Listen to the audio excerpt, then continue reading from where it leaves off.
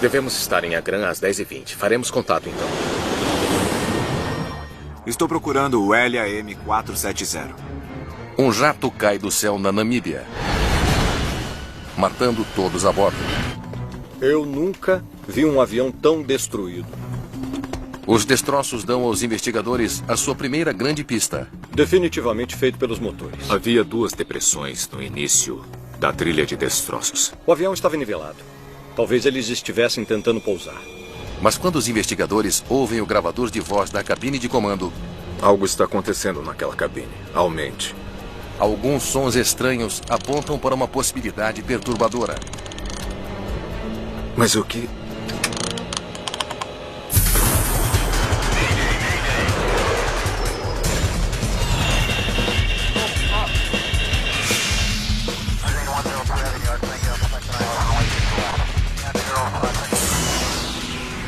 Mayday, desastres aéreos. Esta é uma história real baseada em relatórios oficiais e relatos de testemunhas. Fora do radar. Aeroporto Internacional de Maputo, em Moçambique. 29 de novembro de 2013. Acionar freios automáticos? Freios automáticos acionados. Confirme configuração de decolagem. Configuração de decolagem ok. Prontos para decolar. LAM-470 pronto para decolar. LAM-470, você está autorizado para decolagem. Entendido, Torre de Maputo. LAM-470. Aqui vamos nós.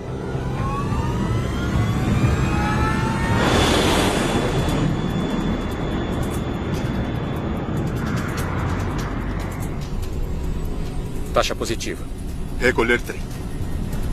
Trem recolhido. O comandante Hermínio dos Santos Fernandes, de 49 anos, comanda o voo 470 da LAM, Linhas Aéreas de Moçambique. Ele é um dos pilotos mais experientes da companhia aérea. Flaps em 0. Flaps em 0. O copiloto tem 24 anos e está em início de carreira. Essa combinação de tripulação, um experiente comandante moçambicano de meia idade com um copiloto mais jovem é uma combinação comum e normal. Ativar piloto automático. Piloto automático ativado. O voo leva 20 minutos para nivelar em sua altitude de cruzeiro de 11.500 metros. Ele vai para Luanda, em Angola, e sobrevoa a África do Sul e Botsuana para chegar lá. O voo levará 4 horas. A LAM Moçambique já existe há alguns anos. Iniciou as suas operações no final dos anos 30. Então é uma companhia aérea estabelecida. Voa principalmente dentro da África, com uma frota relativamente pequena de 6, 7 aeronaves. O voo direto de Moçambique para Angola é crucial para muitos passageiros. Os 2 países falam português e têm muitos vínculos comerciais. Há uma grande mistura de turistas e empresários viajando entre os 2 países, especificamente por causa desse vínculo do português. A carga de trabalho deve ser bem leve para a tripulação da cabine. O voo de hoje não lotou. A maioria dos assentos está vazia. Os pilotos estão voando uma aquisição recente da companhia aérea. É um Embraer 190, comprado há pouco mais de um ano. O jato bimotor está em uso no mundo todo, principalmente em rotas de baixo volume. O Embraer 190 é um avião moderno, muito bem sucedido. É considerado um jato regional. É uma boa aeronave para voar. Controle aéreo de Gaborone, LAM-470. 45 minutos após a decolagem. O jato cruza o espaço aéreo sobre Botsuana. Os pilotos fazem o check-in com o Centro de Controle Aéreo de Gaborone. Quer você esteja voando por um país ou por vários países, precisa passar por várias jurisdições. E assim, um voo típico de longa distância, você pode ter 3 ou 4 áreas distintas de controle de tráfego aéreo com os quais o avião precisa se comunicar. LAM-470 Gaborone. Informe o seu tempo estimado para Agra. Cerca de 1 hora. Gaborone LAM-470. Entendido. Devemos estar em Agram às 10h20. Faremos contato, então. Os pilotos confirmam que farão o check-in quando chegarem a um ponto de navegação que marca a fronteira entre Botsuana e Angola.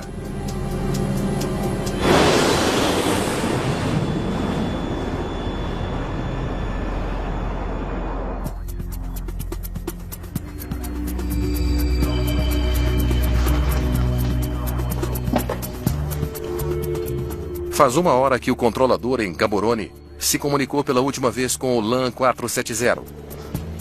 O voo deve estar se aproximando de Angola. Então ele dá à tripulação as suas próximas instruções. LAM 470 Gaborone. Favor continuar com o controle de Luanda. Frequência 8888.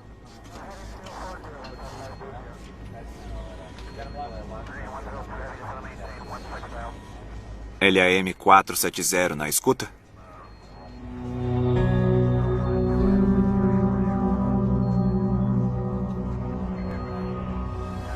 Mas não há resposta.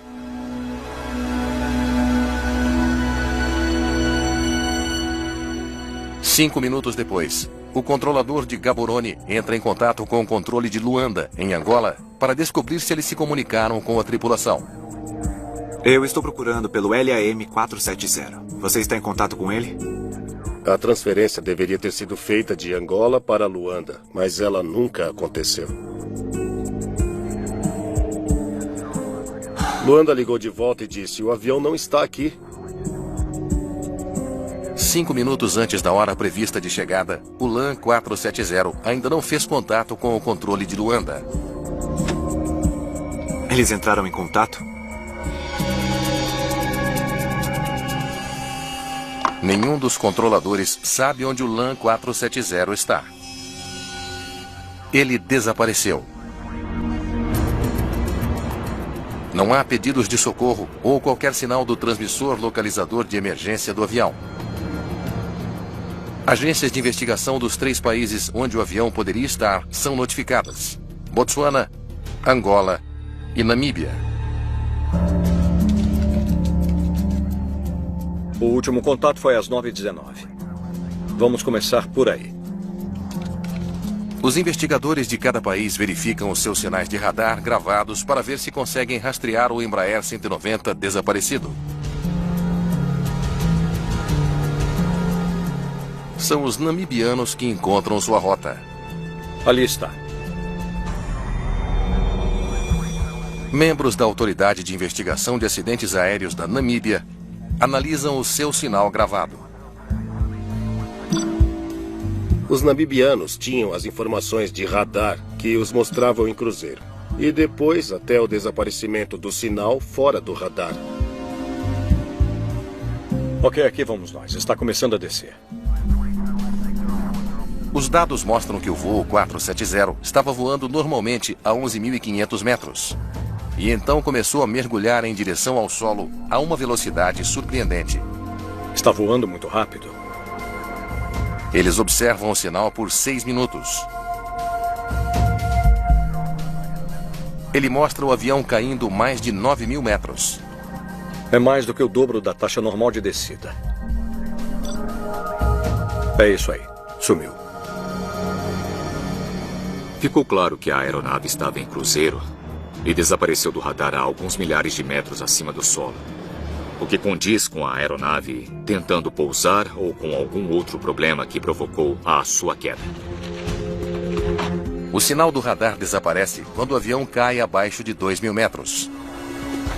Mas mostra que, a poucos quilômetros da fronteira entre Botsuana e Namíbia, o LAN 470 estava rapidamente se aproximando do solo. Sim, estamos verificando pistas de pouso na área agora. Não vejo aeroporto algum perto de sua localização conhecida. Os investigadores esperam que os pilotos tenham conseguido descer em algum campo de pouso. Essa tripulação teve uma emergência e não conseguiu se comunicar com o mundo exterior ou estava ocupada demais mantendo o avião no céu para se comunicar. E talvez estivessem tentando descer em uma pista de pouso na área ou, no pior caso, fizeram um pouso de emergência longe de um aeroporto. Os 6 minutos que se passaram desde o momento em que o LAN 470 iniciou a sua descida até o momento em que desapareceu do radar deveriam ter sido suficientes para os pilotos informarem uma emergência. A questão é, por que não informaram? Aeronaves de busca e salvamento são acionadas para tentar encontrar o voo 470 das linhas aéreas de Moçambique.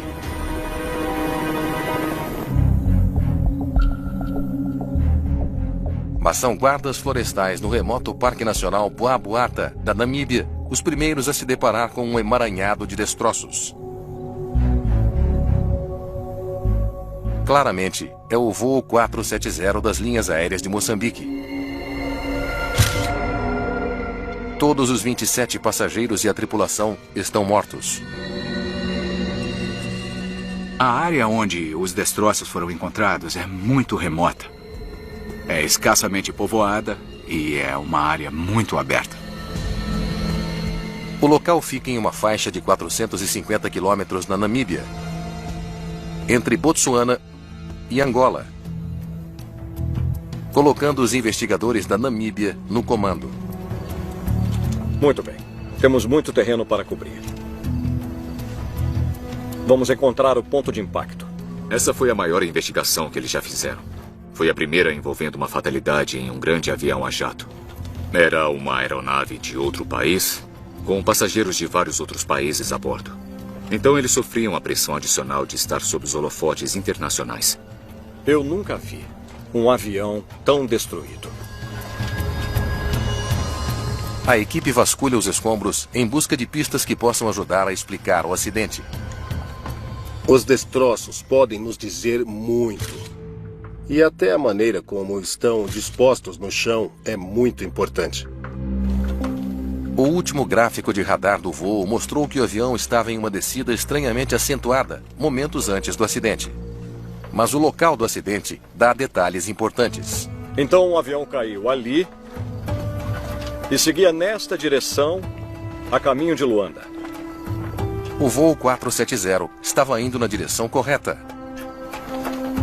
Não estava fora do seu curso. Os investigadores procuram outros padrões de destroços para ver o que mais podem descobrir. Aileron direito. Tome nota. Uma das coisas que os investigadores procuravam era ver se partes muito específicas da aeronave estavam dentro ou perto do campo principal de destroços, como a ponta das asas, o nariz da aeronave, a cauda da aeronave. Flap esquerdo. Essas partes da aeronave tendem a se soltar dela primeiro se houver um rompimento a bordo. Eles encontraram todas aquelas partes do avião. A aeronave estava completamente intacta quando atingiu o chão. No ponto do impacto inicial, os investigadores encontram duas valas quase idênticas. Vamos medir isto aqui. Havia duas depressões bem no início da trilha de destroços.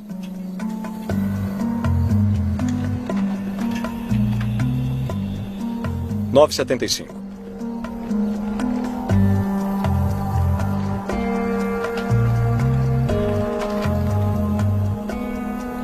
É a distância entre os dois motores. A distância que mediram era a distância entre os motores da aeronave.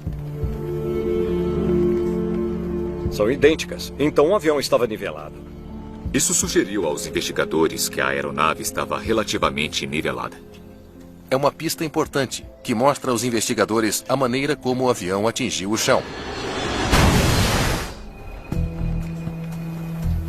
Os investigadores estudam o formato do local da queda. Estamos a 487 metros do primeiro ponto de impacto. O padrão dos destroços é longo e estreito. Quando vejo uma trilha de destroços que é tão longa e a aeronave está tão desintegrada, isso revela que havia uma alta velocidade vertical ao atingir o solo e uma alta velocidade para frente para os destroços se espalharem por uma área tão ampla. E isso geralmente indica que havia uma velocidade muito alta, não necessariamente um impacto de alta velocidade fora de controle contra o solo. A extensa trilha de destroços sugere uma possibilidade. Talvez eles estivessem tentando pousar. Para responder a essa pergunta, a equipe examina o trem de pouso. Os pneus não estão murchos. Não há danos nas bandas de rodagem, sem marcas de perfuração. O trem estava recolhido. Não foi um pouso de emergência. é a primeira pista tangível sobre o que os pilotos poderiam estar fazendo. A tripulação decidiu não acionar o trem de pouso, porque não estavam dispostos a fazê-lo ou eram incapazes de fazê-lo. Se não estavam tentando pousar, por que voavam tão rápido?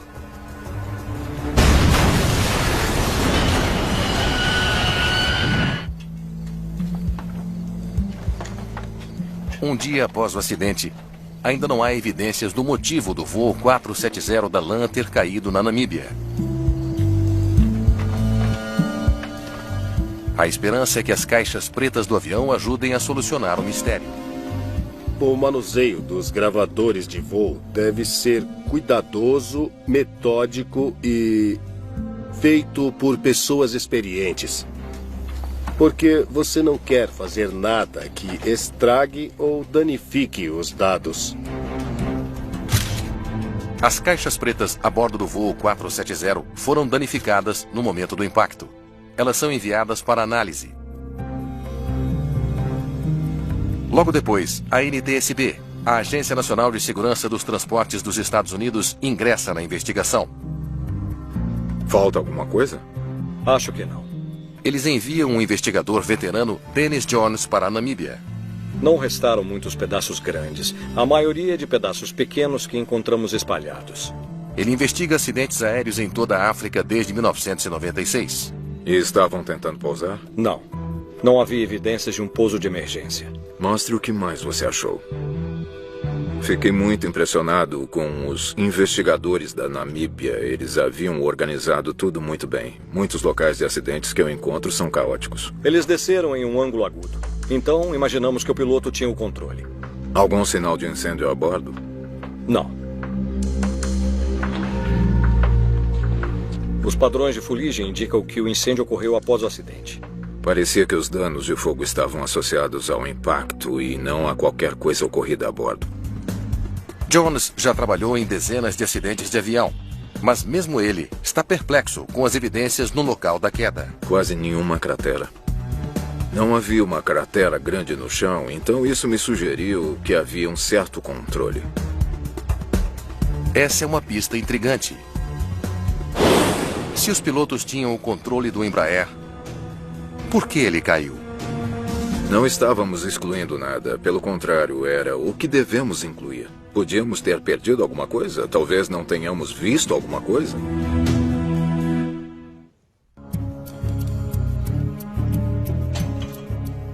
Os destroços e os dados do radar contam aos investigadores a mesma história sobre a queda do voo 470 da LAN. Tornou-se bastante evidente que foi um impacto de alta energia, porque a aeronave basicamente se desintegrou no impacto. Com uma descida tão rápida, os investigadores se perguntam se foi uma falha nos motores. Quando um motor a jato está funcionando, os rotores giram à medida que puxam o ar. A maneira como essas pás da turbina estão danificadas, elas definitivamente estavam girando com o impacto. Quando você tem um motor que gira a milhares de rotações por minuto e ele para de repente, ele deixa certos tipos de assinaturas que chamamos de debulhamento, em que os rotores são despojados e isso faz com que as pás fiquem separadas e achatadas. Parecem espigas de milho. E quando eu olhei para os dois motores, a evidência era muito forte de que eles estavam operando totalmente na hora do impacto. Uma semana após o acidente do voo 470, os investigadores descobriram tudo o que podiam no local do acidente. Agora eles precisam voltar o seu foco para outro lugar para obter respostas. Então, o que não vimos? Quando eu deixei o local, eu disse, certo, nós temos algumas respostas aqui, mas não temos todas. Podemos ter deixado passar alguma coisa. Vamos ver os registros de manutenção. Talvez fosse uma questão mecânica meio sutil e não muito óbvia na época. A investigação passa do campo para a sede da DAAI, em Windhoek, na Namíbia. Essa é a última inspeção? Parece que sim. Eles começam a investigar a maneira como a LAN mantinha o avião. 28 de novembro. O dia antes do acidente.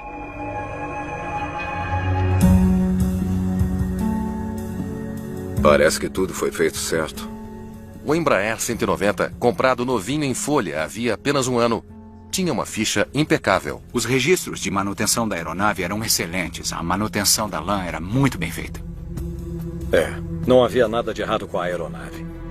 Não houve grandes falhas no sistema, reparadas recentemente. Nenhuma manutenção adiada que pudesse afetar qualquer sistema principal.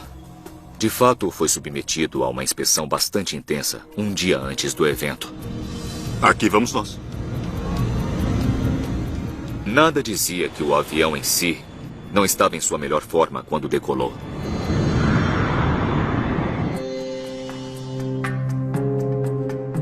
Sem evidências de um problema mecânico, a equipe volta sua atenção para fatores externos.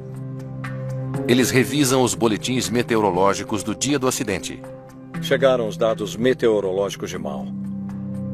O mau tempo derrubou o voo 470? Ótimo. Por que não começamos pela decolagem em Maputo? A África é o lar de algumas das tempestades mais violentas e fortes que existem. Uma tempestade traz todos os perigos que você possa imaginar junto com ela. Ela possui descargas elétricas e raios. Isso pode afetar os seus sistemas de navegação. Possui turbulência severa, que pode comprometer a integridade da aeronave. Tem granizo, tem chuva. A equipe vasculha uma série de imagens de satélite que abrangem a duração do voo. Apenas nuvens dispersas a 900 metros durante o voo. Em nenhum lugar perto da altitude de cruzeiro deles. Não havia nada que vimos no clima que explicasse por que aquele avião estava no chão. Como o vento estava. Naquele dia não passou de cerca de 11 nós. Então, isso não era um problema. Quando o meio ambiente não tem nada de incomum, quando a máquina parece estar funcionando, a área que os investigadores tendem a pesquisar é a operação da aeronave. Ou seja, o comandante e o copiloto estavam trabalhando adequadamente para executar os procedimentos e na sequência correta? Descartados a máquina e o meio ambiente, os investigadores têm apenas mais um caminho a seguir. Ok. Vamos ver a ficha do piloto.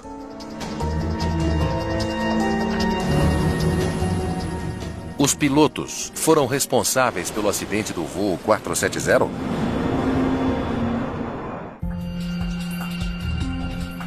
Os investigadores imaginam se os pilotos do voo LAN 470 tiveram responsabilidade na causa do acidente.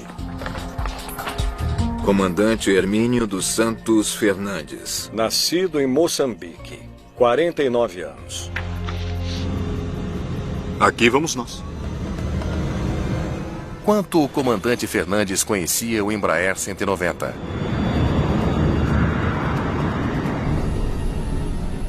Taxa positiva. Recolher trem. Trem recolhido.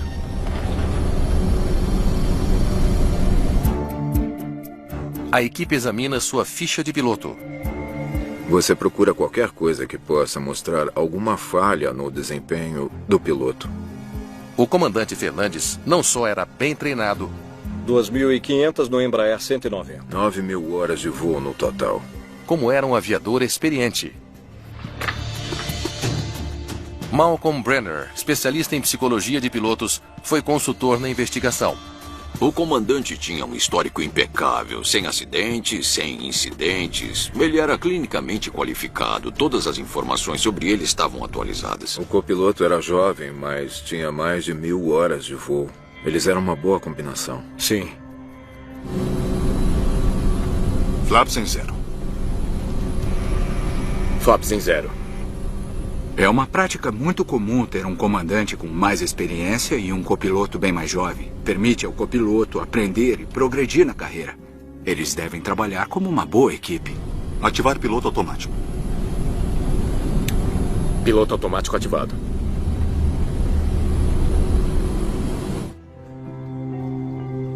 Os investigadores esgotaram todas as vias de investigação disponíveis e acabaram sem nada. O acidente continua sendo um mistério. Notícia dos gravadores? Ainda não. Eu vou perguntar. Está bem. 2 semanas após o acidente, os dados do voo e os gravadores de voz da cabine de comando finalmente estão prontos para análise em Washington, D.C. Estávamos ansiosos para ver o que os gravadores tinham a nos dizer, porque nos ajudariam a definir a estratégia para o resto da investigação. Certo, estamos prontos para ouvir. Controle de Gaborone, LAM 470.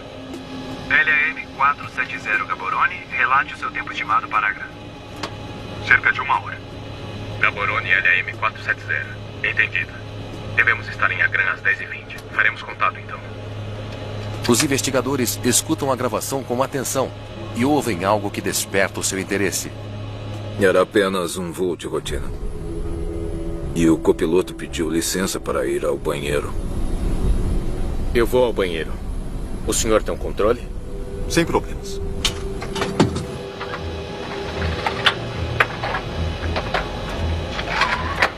O copiloto sai da cabine. O comandante confirmou tudo bem e o copiloto saiu.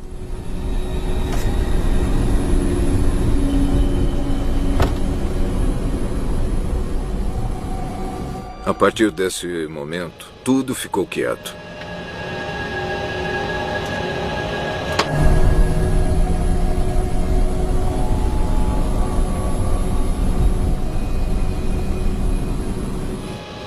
Trinta segundos se passam.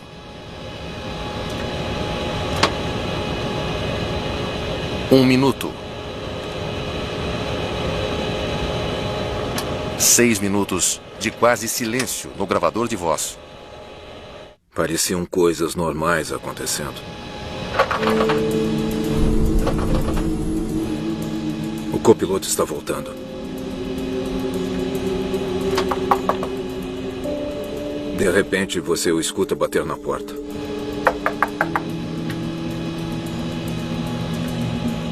Não houve resposta. E então as batidas começaram a se tornar mais repetitivas. A porta da cabine de comando permanece trancada. O copiloto do voo quer voltar lá para dentro e o comandante não está respondendo. Durante o voo, a porta da cabine de comando se trava automaticamente. Ela pode ser aberta do lado de fora com um código. Mas o código não está destrancando a porta. E o comandante ainda não está respondendo. O comandante pode ter adormecido, talvez o comandante esteja um pouco tonto. Talvez se eu apenas bater na porta, as coisas voltarão ao normal. Ele vai me deixar entrar.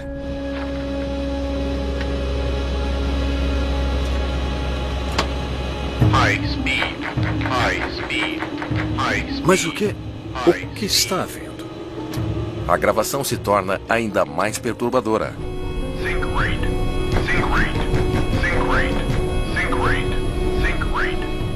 E então ouvimos o sistema de alerta de proximidade do solo dizendo subir. E foi então que soubemos que o avião estava descendo.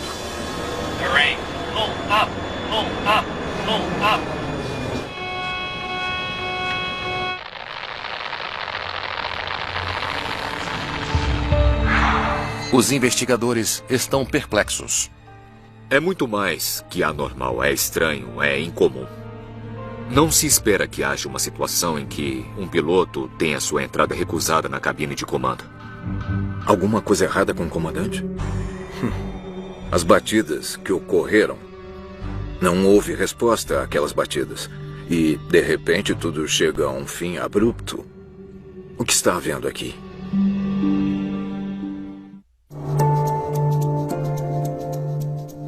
A investigação do acidente do voo 470 da LAM descobriu uma pista chocante. O copiloto ficou trancado para fora da cabine por 6 minutos. Até o avião cair. E parece que o comandante não fez nada para evitar o acidente.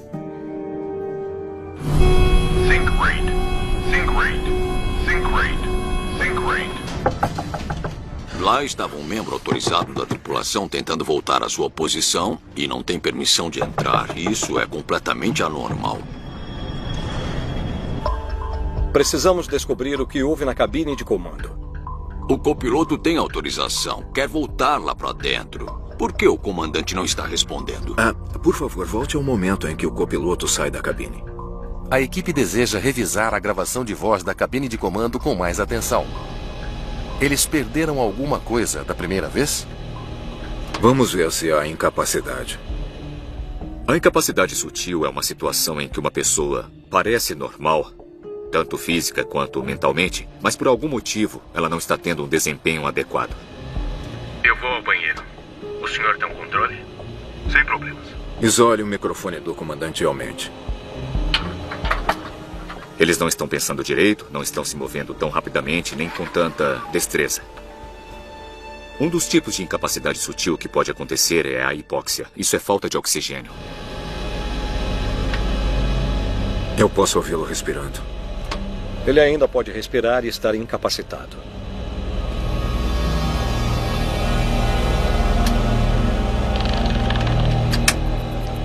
Espere. Vamos ouvir de novo.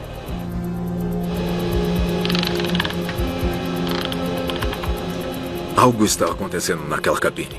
O comandante está fazendo alguma coisa. Podemos ouvir sons e cliques. Parecia que o piloto que estava na cabine de voo estava operando algum mecanismo. Não sabíamos exatamente, mas ele parecia girar mostradores, provavelmente algo associado ao piloto automático. Mas nós não sabíamos, só podíamos ouvir sons de cliques acontecendo.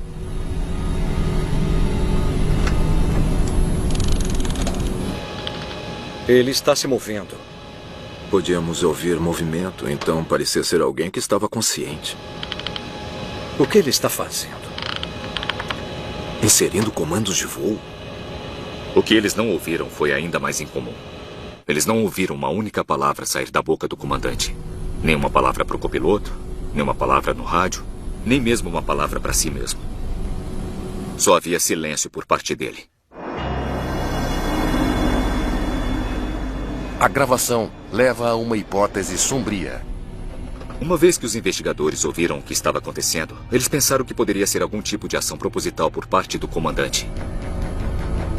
Um comandante que insere comandos, mas não deixa seu copiloto voltar para a cabine de comando, obriga os investigadores a considerar uma possibilidade perturbadora: que as ações do comandante foram propositais. Parece extremamente improvável que um piloto experiente e bem treinado derrubasse uma aeronave deliberadamente. A equipe precisa descartar todas as outras possibilidades antes de fazer essa determinação. Não sabíamos nada sobre o perfil dessa aeronave e o que estava fazendo. Munidos com essas informações, era possível correlacioná-las com o gravador de voz da cabine. Então, podemos concordar que o gravador de dados confirma que não havia nada de errado com a aeronave? Antes de começar a considerar seriamente uma ação proposital, você precisa se certificar de que todas as alternativas não a explicam. As condições eram normais. Não foram detectadas falhas mecânicas. Certo. Isso deixa a ação do piloto. Vamos dar uma olhada no que houve depois que o copiloto saiu da cabine. Os dados vão mostrar quais comandos o comandante inseriu nos controles de voo. Podemos isolar estes 4 parâmetros. Os comandos pintam uma imagem angustiante das ações do comandante dentro da cabine de comando. O copiloto sai da cabine. Alguns minutos depois, parece que ele começa a inserir uma série de comandos.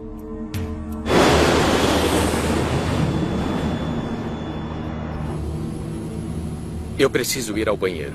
O senhor tem um controle? Sem problemas.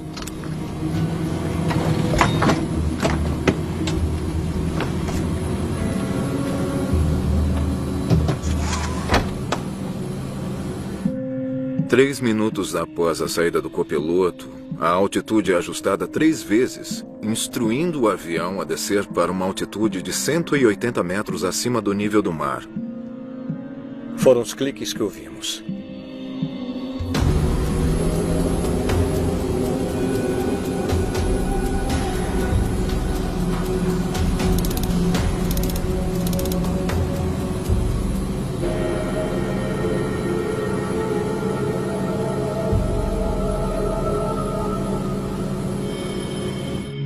(180 metros é bem abaixo do nível do solo naquela área. Ele estava voando no piloto automático, que é o modo como você normalmente pousaria um avião. 3 minutos depois, o copiloto retorna à cabine.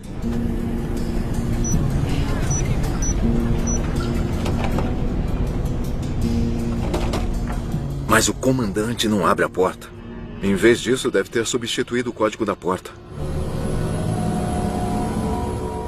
Aviões como o Embraer 190 têm um controle que permite a um piloto dentro da cabine anular o teclado do lado de fora e manter a porta trancada. Aí, ele desativa o autorregulador, iniciando a descida. A potência foi reduzida. Os aceleradores permaneceram na posição de marcha lenta. Esses mesmos tipos de comandos são o que você usaria durante uma descida no seu destino. Ele instruiu o piloto automático a derrubar o avião.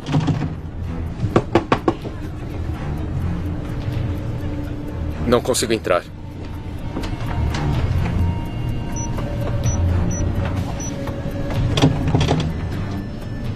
Não vamos alarmar os passageiros. O copiloto tenta ser discreto. Comandante, o senhor está bem? A última coisa de que ele precisa agora é de pânico no avião.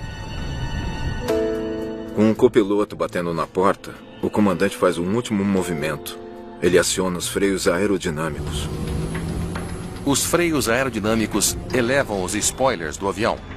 O acionamento dos spoilers está completamente fora dos procedimentos normais. Os freios aerodinâmicos aumentam a velocidade vertical da aeronave. O avião estava descendo a cerca de 1.500 metros por minuto. Um minuto depois de acionar os freios aerodinâmicos, ele chegou ao máximo, pouco mais de 3.000 metros por minuto.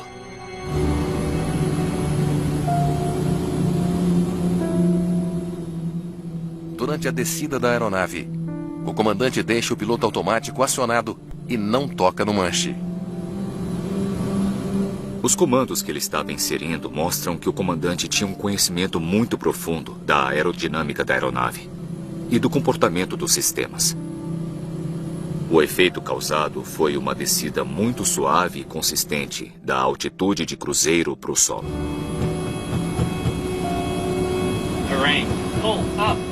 Tudo o que estava sendo feito pelo piloto tinha o objetivo de derrubar o avião rapidamente.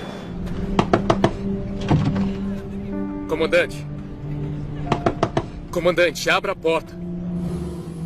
Em menos de 15 minutos, o comandante Fernandes deliberadamente tirou o seu avião da altitude de cruzeiro e o derrubou no chão. Essa foi uma ação proposital.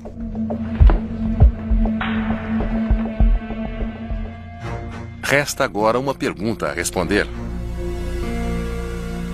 Mas por que um piloto faria isso?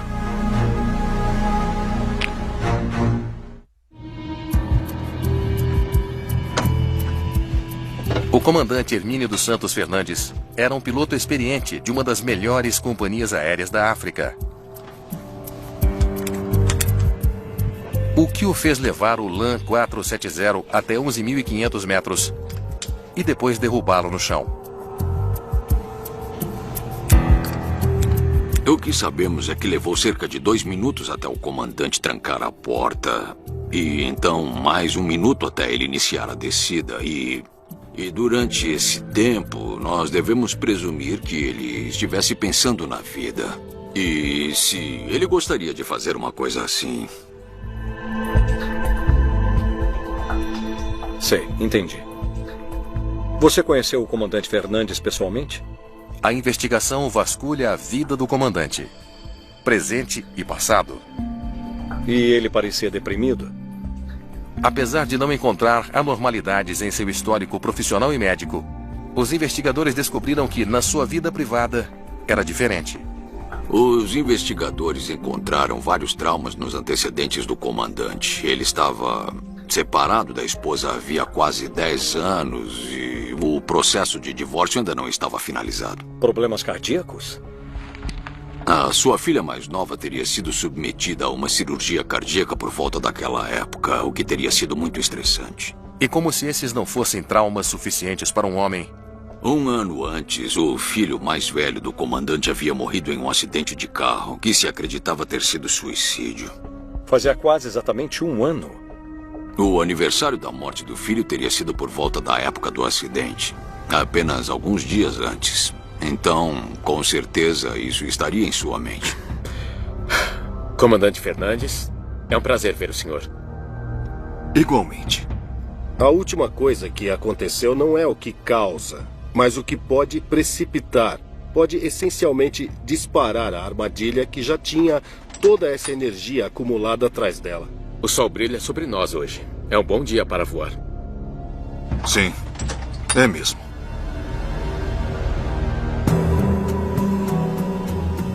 Após a investigação do LAN 470, os especialistas em segurança aérea lutam para explicar a motivação do comandante.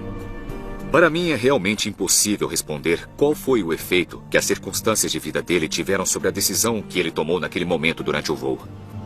É impossível saber pelas evidências que temos se foi um ato deliberado elaborado bem antes do voo ou se aconteceu durante o voo. Determinar como impedir que um ato tão irracional aconteça novamente também é um desafio. Eu preciso ir ao banheiro. O senhor tem um controle? Sem problemas.